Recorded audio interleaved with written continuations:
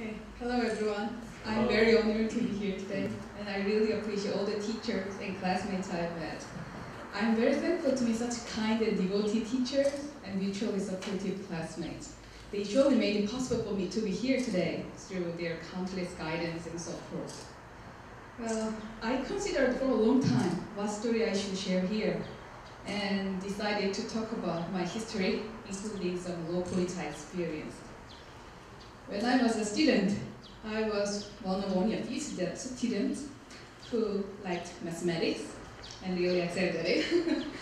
English, however, I disliked and was quite poor in this subject throughout my middle school year through university.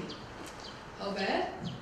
I couldn't apply to a certain high school that I wanted to go to simply because of my bad English scores.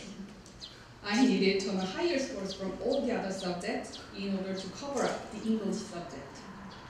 At my university, I had to take 3 mandatory English classes, and I got C, C, and C. When I first began finding a job, most companies required a TOEIC score of over 600, but I got around 400. Even though I spent quite a lot of time studying English and attended 3 to 4 classes to prepare for the exam. At this point, I said English as simply an obstacle in my life.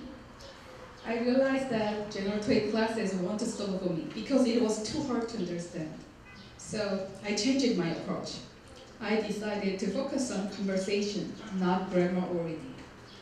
I took a year off from university and started to attend this institute in 2001. I started from pre-class, which was an easier class than level 1, and I studied quite a lot during a year, and probably became a little better, although I failed in level 4. The level 4 class was so difficult for me at the time. At this time, I decided to retake the TOEIC exam, and this time scored a little over 700. Truly speaking, I didn't think my TOEIC score was so fascinating, since the perfect TOEIC score is 990. However, it was my first experience to clear a hurdle in English. After that, more interesting things happened. My English communication skills started to open up opportunities. I worked with foreigners in my first job, and though my English skills were still quite elementary, I could manage a conversation with those foreigners. Please remember that I failed in level 4 at the time. Even with the insufficient skills, this still gave me chances. I took a lot of business trips abroad and had many meetings with foreigners.